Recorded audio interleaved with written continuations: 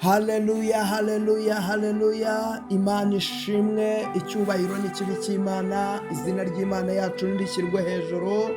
Byuka urabagirane kuko umucyo wawe uje kandi ubwiza bw'Uwiteka bukaba bukurasiye. None turi kuwa gatandatu, itariki zo ni 30, ukwezi ni ukwa gatanu, umwaka ni 2026. Byuka urabagirane kuko umucyo wawe uje. Byuka urabagirane kuko umucyo wawe uje uyu munsi wa none. Ndagira ngo nkubwire ngo nubwo umaze igihe ntawo kuguhumuriza, nubwo umaze igihe ntawo kukurengera, umaze igihe ntawo wo kugufata ukuboko, ntawo kuguhagurutsa, ariko Imana intumye kuvugana nawe ngo iraguhagurukije.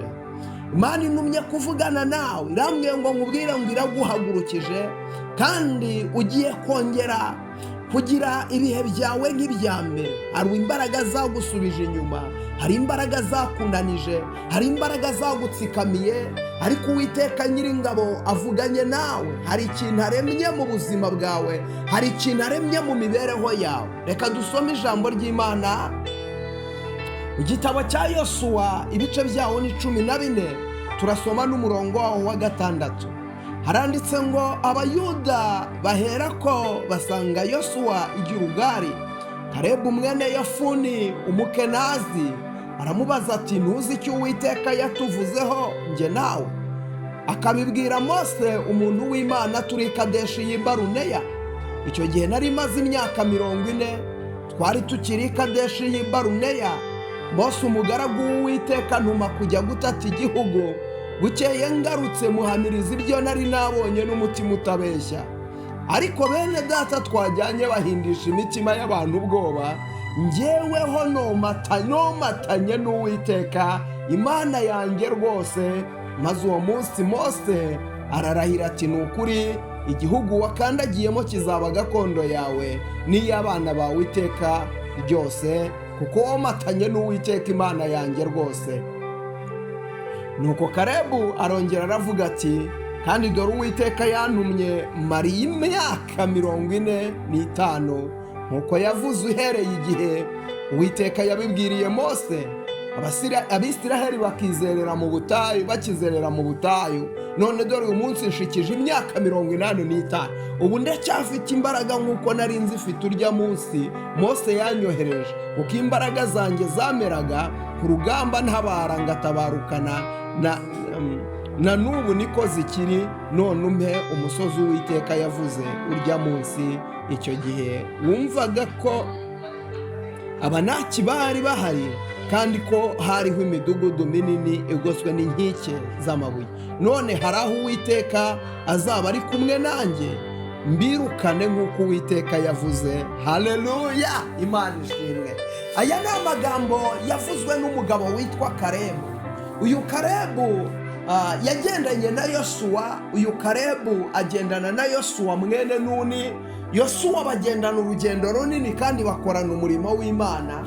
Ndagira ngo nkubwire nshuti y'umusaraba, ari igihe ubaho mu buzima ukabana n'abantu, ukagendana n'abantu, mugakorana umurimo, ariko abantu igihe kikagera bakakwirengagiza, igihe kikagera abantu bakaguta bitewe n'uko bazamutse cyangwa bagize iyo bagera. Ariko nubwo hari abantu bakwibagiwe, hari abantu bakwirengagije, hari abantu bakujugunye, hari abantu baguteye umugongo, ariko Kristo we ntabwo azaguta. Haleluya.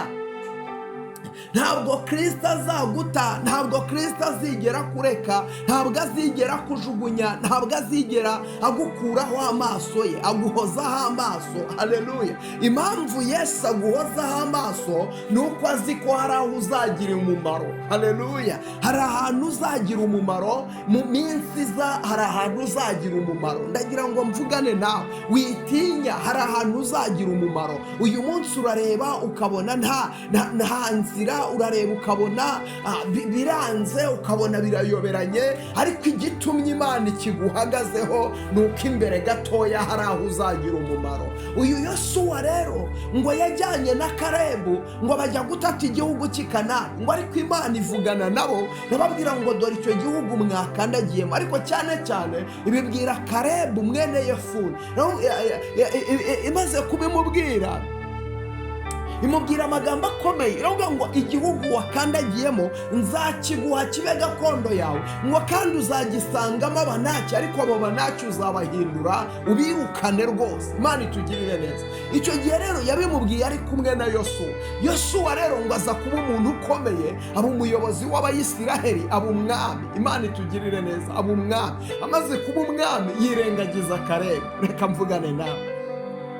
Hari abantu mwasenganye murababarana, hari abantu mwasenganye muravunikana, hari abantu mwasenganye muryana ubusa, hari abantu mwasenganye imvura irabanyagira, hari abantu mwasenganye musengana mu bihuru, musengana mu buvumo, murasengana, ariko bamaze kugira iyo bagera barakwirengagiza. Hari abantu bakwirengagije, hari abantu bakuretse, hari abantu bakujugunye, hari abantu bakuvuyeho, ariko ndagira ngo mvugane nawe, nubwo bakuvuyeho, nubwo bakuretse, nubwo bakujugunye, umwami w'amahoro we ntabwo yakuretse, umwami w'amahoro we ntabwo yagutaye, umwami w'amahoro aracyagufasha ukuboko, Yesu aracyakuriho, Yesu aracyahagararanye nawe, Yesu aracyakuriho. Haleluya! Uyu munsi wa none ongera wigaruremo imbaraga y'ubutware. Gakondo yawe irahari, ntaho yagiye. Umugisha wawe urahari, ntaho wagiye. Igitangaza cyawe kirahari, ntaho cyagiye. Iby'Imana yavuganye nawe birahari, ntaho byagiye. Abantu barakwirengagije, abantu barakuretse, ariko icy'Imana yavuganye nawe kiracyari muri processing, kiracyagenda, kiracyatambuka. Icy'Imana yavuganye nawe, haleluya, kiracyatambuka. Icy'Imana yavuganye nawe kiracyagenda mu maso, icy'Imana yavuganye nawe kiracyatambura. Imana y'amahoro itugirire neza.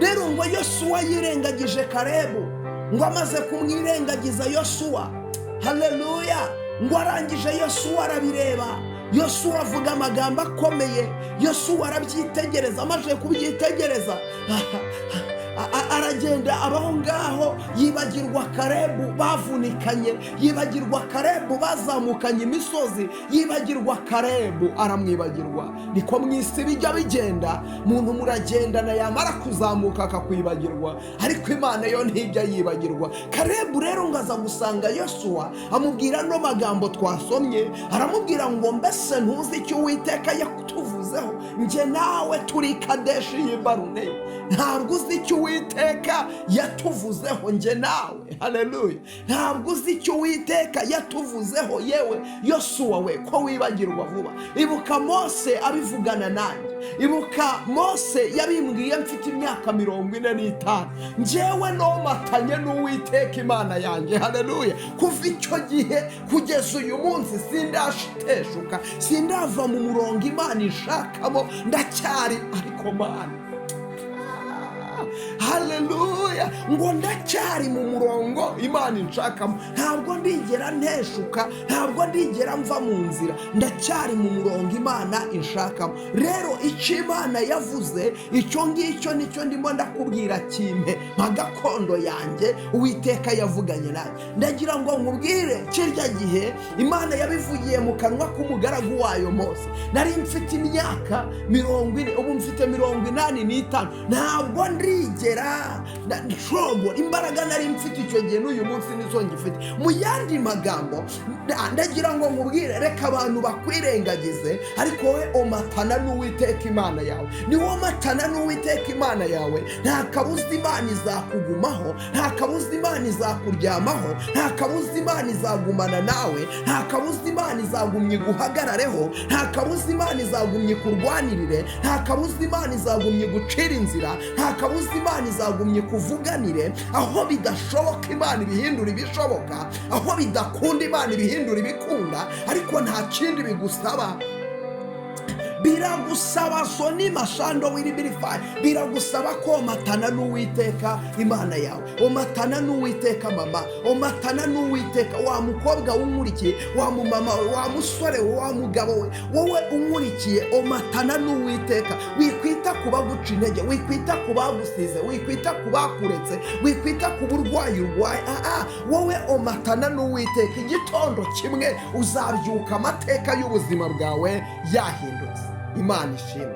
Mana ndagushima kuri Imana izirikana, uri Imana izirikana isezerano ukarinda n'uwo waribwiye, uzirikana isezerano Mana, uri Imana izirikana mu bumana bwawe, urazirikana nyaguhora ku ngoma, urazirikana byiringiro bizima, uzirikana abantu bawe, uzirikana bagusenga, uzirikana bagushaka, uzirikana bagukunda, urazirikana Mana, uri Imana izirikana, uri Imana izirikana, urinda ijambo ryawe ibihe n'ibihe Kristo, urinda ijambo ryawe mwami w'abami, urazirikana, uri Imana izirikana. Ndakwinginze Mana, ibuka amasezerano wavuganye n'ubwoko bwawe, ibuka amasezerano wavuganye n'abantu bawe, ibuka amasezerano Jehova, ibuka icyo wavuganye n'ubwoko bwawe, ibuka icyo wavuze mwami, icyo wavuze. Ujye ukirinda imyaka ibihumbi n'ibihumbi, ujye ukirinda imyaka ibihumbi n'ibihumbi. Urakoze Mana kutabaye ubwoko bwawe, icyubahiro n'ikibi cyawe, urakoze Kristo, amen. Imana iguha umugisha wowe ugiye gusheyaringa buno buhanuzi, sheyaringa buno buhanuzi bugende bugere ku bantu benshi, sheyaringa, oherereza abantu batanu, oherereza abantu batanu. Ibyuka urabagirane, ntutuze utarayoherereza abantu batanu. Ukimara kuyohereza, Imana isohoza icyo yavuganye nawe, isohoza icyo yavuze ku buzima bwawe, igisohoresha umwete wayo, igisohoresha imbaraga zayo. Imana igukorera ibitangaza kandi Imana igukorera imirimo ikomeye mu izina rya Yesu. Uwiteka gufungurira imiryango. Kora subscribe niba utarayikora, reba ko wakoze subscribe, nusanga utarayikora uyikore, reba, shyiraho comment yawe, like yawe ni ingenzi. Byukura bagirane kuko umucyo wawe uje, iyo ngiyo nakagaruka. Shalom shalom.